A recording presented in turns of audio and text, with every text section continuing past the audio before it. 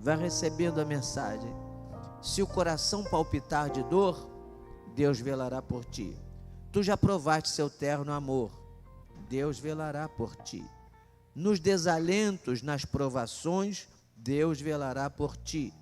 Lembra-te dele nas tentações, Deus velará por ti. Tudo o que pedes, ele fará, Deus velará por ti. E o que precisas, não negará, Deus velará por ti.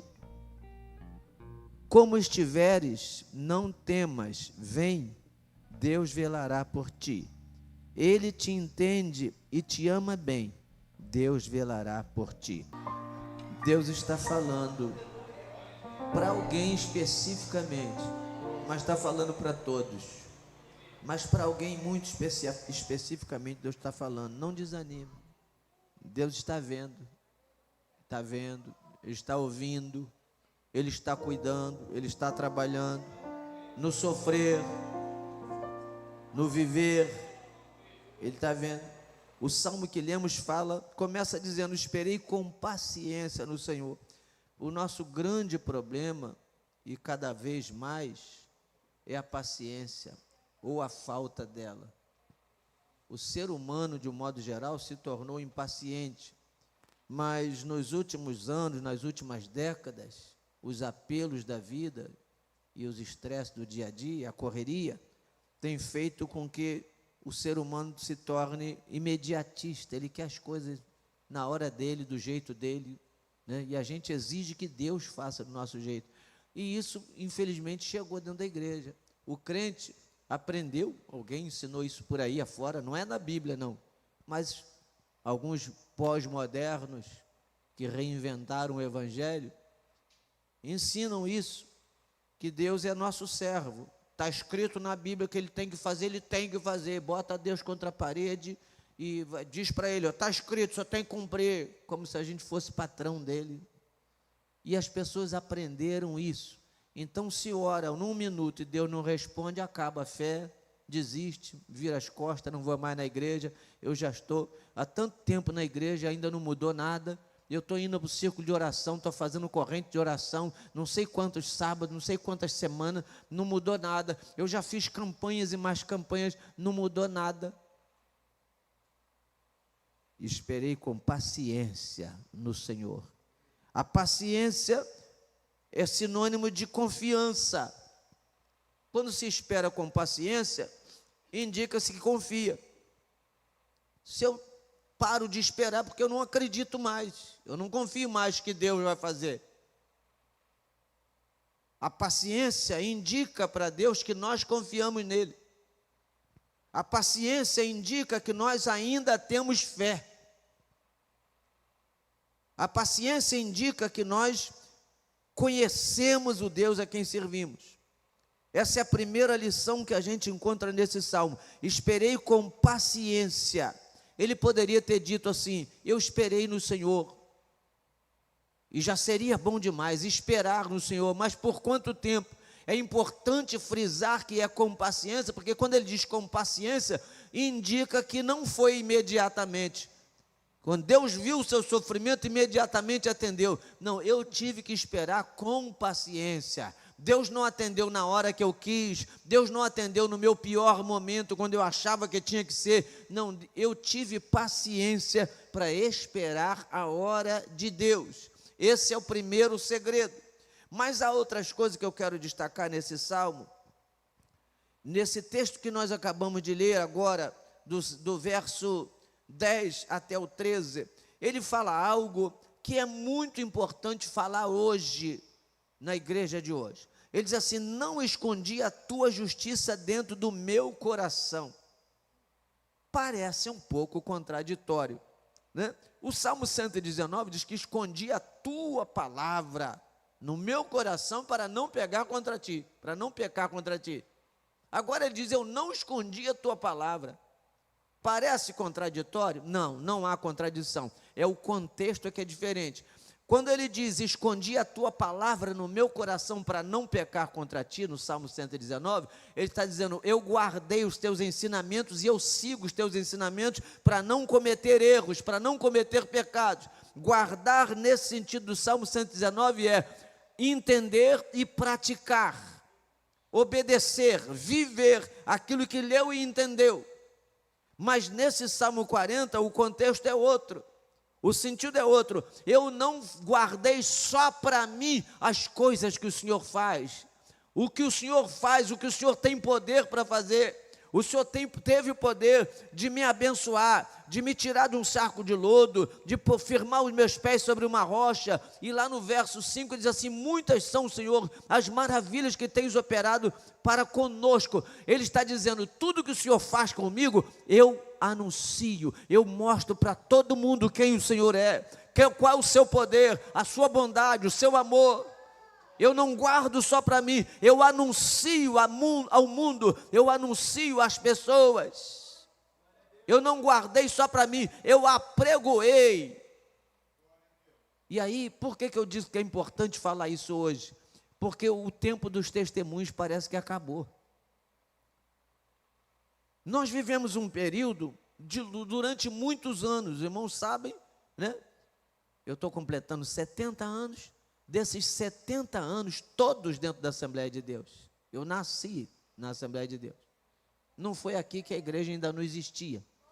Mas muito pequeno, em 1959, nós chegamos por aqui, né, com meu pai na garupa da bicicleta para começar o primeiro ponto de pregação ali, junto com o nosso saudoso irmão Antônio Correia, pai daquele moço de amarelo ali, irmão Jonas.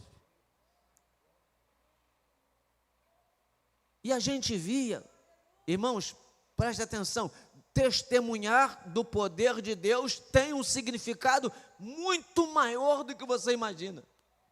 No mundo espiritual e no mundo da igreja, no âmbito da igreja. O testemunho estimula a fé, o testemunho suscita a fé de quem ouve. A palavra de Deus diz que a fé vem pelo ouvir. Ora, se ninguém fala, ninguém ouve. Se ninguém ouve, não tem do que acreditar. Eu vou acreditar em alguma coisa que eu nunca ouvi. O testemunho suscita a fé. E nesse nosso tempo, em qualquer culto, todo culto, hoje a gente seleciona, dá oportunidade nominalmente, vão ouvir o irmão, a irmã, uma saudação pelo... porque graças a Deus tem muita gente. Mas mesmo com a igreja cheia naquele tempo, todos os cultos assim, vamos ouvir uma irmã dar um testemunho. Meu irmão, fazia fila. Qualquer culto, qualquer dia, estava todo mundo ansioso por uma oportunidade, só para dizer: irmãos, eu estava doente, Jesus me curou. Eu estava em casa com um problema assim, eu dobrei o joelho com a minha família e Jesus respondeu. Eu vinha na rua, aconteceu isso, Jesus me livrou. Eu pedi a Deus uma bênção, uma vitória, e Jesus respondeu. Todo mundo tinha alguma coisa para contar. As coisas mais simples da vida serviam de testemunho, e todo mundo queria dar testemunho. E quando não tinha chance, às vezes não dava, porque era igual aquele paralítico do poço de Betesda, né? Igual aquele paralítico. Quando a água era agitada, quem podia pulava na frente, e ele ia sempre sobrando. O testemunho também era assim. Às vezes o irmão ficava ansioso, e quando ele levantava já tinha outro na frente. Aí o pastor tinha que parar: agora chega, já falou muita irmã, agora vão ouvir um irmão. E tem obreiro no púlpito para falar. Vamos ouvir um irmão, era outra fila, todo mundo tinha um testemunho para dar. Aí tinha que encerrar: peraí, irmão, tem que ouvir os obreiros também. Vamos ouvir um obreiro. Tinha todos os obreiros, imagina, ainda mais obreiro. O obreiro queria dar testemunho, pregar. Hoje, você diz assim: vamos ouvir um pastor dar uma saudação? Deixa para depois. Vamos ouvir um presbítero dar uma palavra? Vamos ouvir uma missionária? Vamos ouvir um irmão? Vamos ouvir uma irmã? O culto vai parar. Não vai ter mais culto. Se o pastor não inventar alguma coisa para levar o culto, vai morrer o culto. Se depender de testemunho, acaba o culto. Mas a gente quer vitória. Irmão, se nós queremos bênção, se nós queremos vitória, nós temos que confiar no nosso Deus, entender quem é Ele, crer nele e contar para o mundo inteiro todas as maravilhas que Ele faz, porque quando nós falamos da maravilha, nós estamos dizendo, esse é o meu Deus. Ele tem poder para fazer isso. Se você tiver com o mesmo problema que eu estou, você começa a suscitar a fé. Você se fez com Ele, vai fazer comigo. A fé é estimulada quando a gente conta as maravilhas. Então Ele está dizendo, eu não escondi. Tudo que o Senhor faz comigo, eu declaro, eu apregoei a tua fidelidade, a tua salvação. Eu não escondi da grande congregação. É para contar. Começa a dar testemunho de tudo que Deus faz na sua vida. Até quando parece que Ele não fez nada, tem testemunho. Uma vez eu ouvi alguém pregando, falando sobre a peregrinação do povo de Israel no deserto, né? Saindo do Egito. E aquele irmão conjecturava o seguinte: imagina como é que era o dia a dia daquele povo. Não tinha água. Moisés, Deus faz brotar água da pedra. A água, primeiro problema, encontrar um poço com água amarga.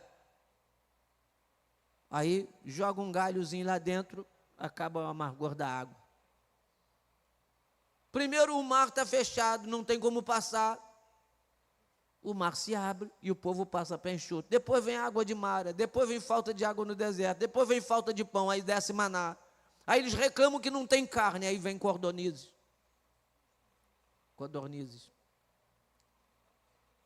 Todo dia tinha milagre. Aí eu ficava imaginando, o irmão pregando isso assim, eu fico imaginando como é que era quando aqueles crentes se encontravam. Vem cá, o que aconteceu hoje aí? Aí eu disse assim, não, nada demais não, só estava faltando água, saiu água da pedra, Moisés bateu lá na pedra, saiu água, está todo mundo alimentado, agora virou um oásis isso aqui. Nós passamos lá no oásis, é um oásis até hoje. É um oásis até hoje, onde não tinha água. Não aconteceu nada, só Moisés ficou meio chateado aí que o povo reclamou de água, ele bateu na pedra lá, saiu água. Só isso. Só isso. Aí no outro dia, o que aconteceu? Não, nada demais, o povo estava reclamando aí que não tinha carne, quando amanheceu o dia, o chão estava estrelado de ave aí, para o pessoal matar e comer carne, até sair pelo nariz. Não aconteceu nada demais. Matou a fome de todo mundo, calou a boca de todo mundo. O que aconteceu? Nada demais, só o mar que se abriu, a gente passou. Depois chegamos do outro lado, Faraó entrou e morreu no mar com seus soldados, seus exércitos. Nada demais. Será que é nada demais, irmão? Será que é nada demais? Aí alguém leu aqui, foi o evangelista Carlos Justino. Eu deitei, dormi e acordei, por quê? Porque o Senhor me sustentou. Alguém aqui conta um testemunho, irmão, eu deitei ontem, eu não tenho garantia de vida, não sei como é que acontece enquanto eu estou dormindo, mas Deus cuidou da minha vida enquanto eu dormia e eu levantei e estou aqui vivo com saúde. Não, a gente não lembra de falar isso. A gente lembra quando está doente, quando tem uma dor, quando tem um problema, uma dificuldade. A gente lembra para reclamar, mas a gente não lembra que Deus cuida de nós todo dia, 24 horas por dia. Quantos livramentos acontecem e a gente nem sabe. Você não tem noção, meu irmão, o que está acontecendo no mundo espiritual agora, contra a sua vida, contra a minha vida, contra a vida da igreja. Coisas que a gente nunca vai saber. Mas tem anjos lutando por nós, mandado por Deus. O Senhor ordena os seus anjos que acampem ao redor daqueles que o temem e os livra. Você está andando na rua, você faz viagem, sai de madrugada, volta de madrugada, trabalha o dia inteiro, numa cidade violenta dessa, você está vivo aqui, está inteiro, Deus está cuidando da sua casa, da sua vida, da sua saúde, dos seus negócios, você não está morrendo de fome, não está morrendo de frio, você pode estar desempregado, você pode não ter onde pegar nada, mas você não morre porque Deus está cuidando. Mas a gente só nega essas coisas, são testemunhos que a gente não está interessado em dar. O salmista diz, eu não escondi as coisas que o Senhor faz por mim, eu apregou, E aí ele segue no verso 11, eu quero me ater a mais um texto aqui, por isso eu vou me adiantar. Não detenhas para comigo, Senhor, as tuas misericórdias. E eu quero destacar essa questão da misericórdia por causa do verso 12. O verso 12 diz assim: males sem número me têm rodeado, as minhas iniquidades me prenderam, de modo que não posso olhar para cima, são mais numerosas do que os cabelos da minha cabeça, pelo que desfalece o meu coração. Tem coisa demais nesse verso 12. Primeiro, vamos ao 11, que ele fala: não detenhas para comigo as tuas misericórdias. Antes dele falar dos pecados, das iniquidades, iniquidade é muito mais do que simples pecado. Toda iniquidade é pecado, mas nem todo pecado é iniquidade. Depois, outra hora, a gente vai falar disso. Toda iniquidade é pecado, mas nem todo pecado é iniquidade. Ele está falando aqui de muito pior que o simples pecado. Ele está falando de iniquidade. Então ele diz assim: não detenhas para comigo as tuas misericórdias. Por quê? Por causa das iniquidades. Porque ele usa o termo misericórdia? Ele poderia ter usado o termo amor. Não detenhas para comigo o teu amor, não detenhas para comigo a tua graça, não detenhas para comigo a tua bondade. É porque misericórdia só é aplicada para quem já está condenado em última instância, não tem mais saída, nós já falamos disso. Está condenado à morte, os crimes são imperdoáveis, irreparáveis. A sentença já foi dada, não há chance. Olhe para mim a importância desse texto. O salmista reconhece que o estado dele de pecado e de iniquidade não mereciam mais o perdão, nem a graça de Deus. Então ele apela para a misericórdia. E por que eu destaco isso? Porque nós temos dificuldades de reconhecer um simples pecado. Ele não teve dificuldade nem vergonha. Isso aqui é Salmo de Davi. No Salmo 51 a gente vai ver um outro momento em que ele implora para que Deus não tire dele o Espírito Santo. Entretanto, ele reconhece que se Deus castigasse, maltratasse ele, estaria justo.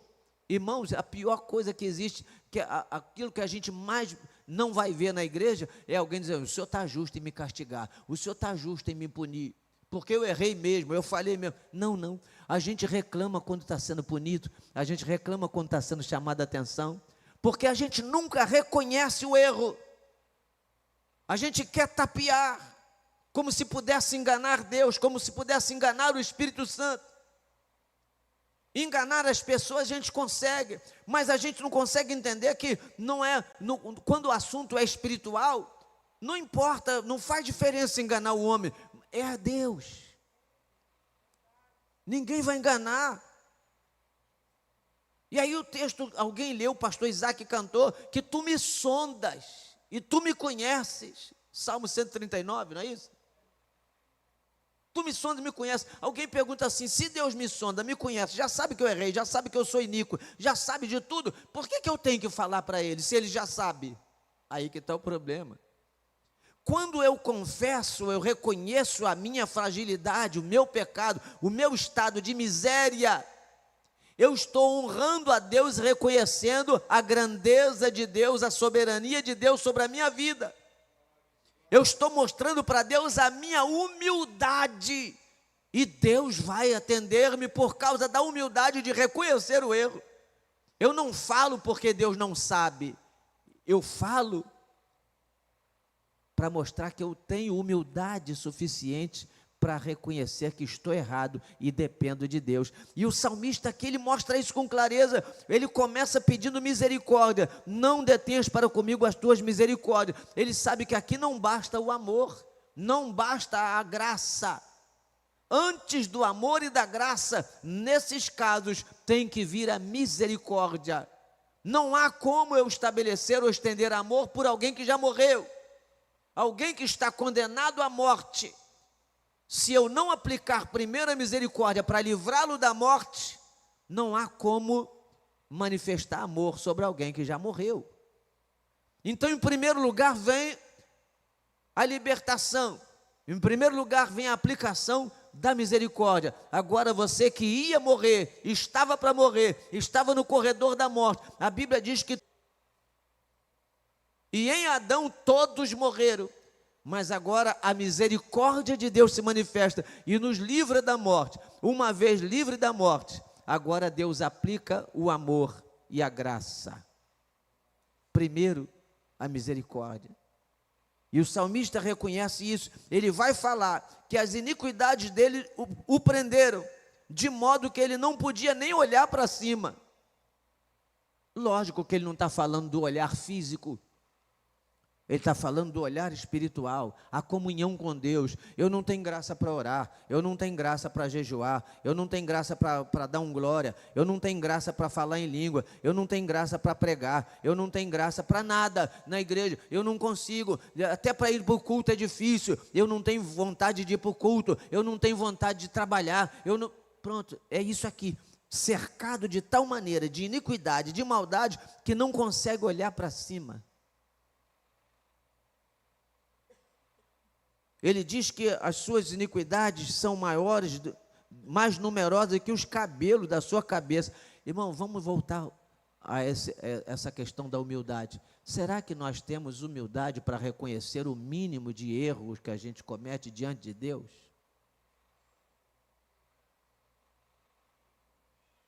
Eu acho que esse é o grande problema que a gente enfrenta nas últimas décadas da igreja. A igreja vai só se afastando de Deus e a gente vai tapeando, mas vamos pensar no hino que foi cantado baseado no Salmo 139. Deus está vendo cada minuto que você passa fazendo tudo que não presta, mas eu não vou falar para a igreja. E outra coisa, não adianta também falar para a igreja. Muita gente se confunde com esse negócio de confessar. Confessa, vai confessar para quem? Um bando de fofoqueiro? Você vai contar sua vida para um bando de fofoqueiro e vai resolver? Ah, vou confessar para o padre. Você confessa para o padre e você vai fazer o que depois de confessar para o padre? Ah, vou confessar para o pastor, vou pedir um gabinete, vou me abrir com o pastor, vou confessar tudo que eu estou fazendo para o pastor, mas para Deus eu não confesso. A confissão para Deus, ela é sincera, ela é de verdade. A confissão para Deus não tem intermediário, não tem barreira. Quando alguém confessa de verdade para Deus, admite isso que o salmista admitiu. Senhor, o Senhor sabe, lá no Salmo 51 diz assim: eu já fui formado em iniquidade, em iniquidade me concebeu a minha mãe, de forma que o Senhor é justificado quando falar. Ou seja, o Senhor pode me esculachar, que está justo, eu mereço isso. Falar isso para Deus é humildade, é reconhecimento legítimo do seu estado. E às vezes a nossa bênção não chega, porque falta isso aqui. Primeiro passo, paciência em Deus.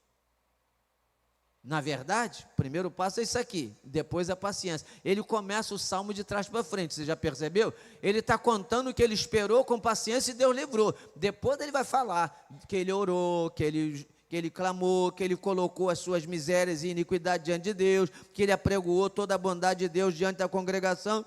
Então ele começa o salmo de trás para frente. Então entenda que o primeiro lugar é reconhecer as faltas, confessar ao Senhor. Segundo lugar, esperar com paciência. E terceiro lugar, quando o Senhor atender, fale para todo mundo o que ele fez. Conte para o mundo inteiro. Eu estava assim, Jesus me atendeu. Eu pedi isso, ele fez. Eu estava doente, ele curou. Eu estava com problema, ele resolveu. Eu estava cheio de pecado, ele me perdoou. Eu era oprimido por muitas coisas e ele me libertou. Eu hoje sou livre, eu sirvo a Deus. Eu estava vazio, seco, sem a presença de Deus. Hoje eu estou cheio da unção do Espírito Santo, porque Deus ouviu o meu clamor. Fale para ele. Conte para ele, aliás, conte para o mundo, para as pessoas, para a igreja. Volte a ser aquele crente que gosta de dar testemunho. Ainda existe crente assim. Tem crente que fala até o que não precisa. Tem gente que, se mandar dar um testemunho, ele vai ficar aqui contando a vida dele desde que ele nasceu. E aí não vai ter mais culto também. Vai ficar 3 horas contando historinha. Não, não é isso. É objetividade. para dizer quem é o Deus que a gente serve. Quando eu começo a falar o que Ele fez na minha vida, eu estou exaltando o seu nome e levando as pessoas a crerem que Ele pode fazer na vida delas também. Então o salmista fala isso: eu não escondi. Que Deus tenha misericórdia de nós e que tudo que o salmista nos ensina aqui nesse salmo, possamos aprender e pôr em prática. Ele termina o salmo dizendo assim: eu sou pobre e necessitado, mas o Senhor cuida de mim. E aí ele se volta para Deus. Quando ele fala essa primeira parte do verso, ele está falando para alguém que o ouve. A segunda parte, ele se volta a falar com Deus: tu és o meu auxílio e o meu libertador. Não te detenhas, ó meu Deus. Quando ele diz assim: eu sou pobre e necessitado, mas o Senhor cuida de mim, mais uma vez ele está mostrando ao mundo que ele confia em Deus. Mais uma vez ele está dizendo que, por pior que ele seja, Deus está cuidando. Significa, se Ele está cuidando de mim, Ele está cuidando de você também. Se Ele respondeu a mim, Ele vai responder você também. Vamos voltar a dar testemunho. Faça uma lista em casa de tudo que Deus já fez na sua vida. E se você puder, se tiver tempo, e se lembrar disso, pare em casa todos os dias e diz assim: o que de bom que aconteceu na minha vida hoje? Alguém aqui faz isso? É difícil demais, né? A gente não faz isso. Mas se acontecer um fato ruim, um fato negativo, a gente não vai esquecer daquilo nunca mais. A gente vai falar daquilo o dia inteiro, a semana inteira, o mês inteiro, vai falar para todo mundo. Se for um negócio que tiver alguém para reclamar, vão culpar alguém, e aquilo, muitas vezes, aquilo passa a nortear o nosso dia a dia. Mas se a gente inverter, vamos começar a valorizar as coisas que Deus faz. Outro detalhe, eu já vou encerrar aqui, é não valorizar as coisas que o diabo faz. Tem gente que gosta de contar as coisas que o diabo faz. Quanto o que ele era quando estava no mundo, e fica falando aquilo, né, e exaltando aquilo. Eu era assim, eu matava tanto, eu portava arma, eu portava fuzil, eu cheirava, eu fumava, e eu assaltava, e eu brigava, e eu prostituía, e eu fazia. Para com isso, irmão. Isso é coisa que o diabo fez na sua vida. Diz assim: eu não quero mais falar disso. Eu era perdido, Jesus me achou. Eu estava podre na lama, mas Jesus me libertou. Ele me purificou. Fala o que Deus fez. Conta o que Deus faz. Quando você começar a contar o que Deus faz, a porta do céu se abre, a comunhão se estreita. E quando a gente reconhece as nossas falhas, se há barreira, ela será quebrada. Alguma barreira entre nós e Deus é quebrada quando a gente chega: Senhor, tem misericórdia, eu estou em pecado, eu errei. Não precisa falar para o pastor, não. Tem coisa, sabe o que você fala para o pastor? É quando você causa um problema na igreja e vira escândalo. Virou escândalo, o mundo todo soube, e vão falar mal da igreja, mal do pastor, mal de todo mundo, mal dos irmãos todos, vai botar todo mundo no mesmo saco. Aí você tem que entender: isso aí eu prejudiquei a igreja. Eu vou ter que conversar com o pastor, vai ter que ter uma reparação, vai ter que ter uma punição, vai ter que ter um disciplinamento, vai ter que ter alguma coisa, mas não vai consertar a sua vida. Só vai consertar a vida daquele que errou, daquele que pecou, quando ele entende que a confissão tem que ser para Deus. Senhor, eu estou nessa situação. Eu sei que o Senhor está me vendo, mas eu estou te pedindo misericórdia. Eu não mereço perdão, eu não mereço a bênção, eu não mereço a resposta, eu não mereço a vitória, eu não mereço tudo que eu estou precisando. Por isso eu estou te pedindo misericórdia, porque eu reconheço o meu estado. O dia que a gente fizer isso com sinceridade, as muralhas vão cair por terra, as barreiras vão ruir, e a bênção vai chegar muito rápido. Que Deus abençoe os irmãos, em nome de Jesus.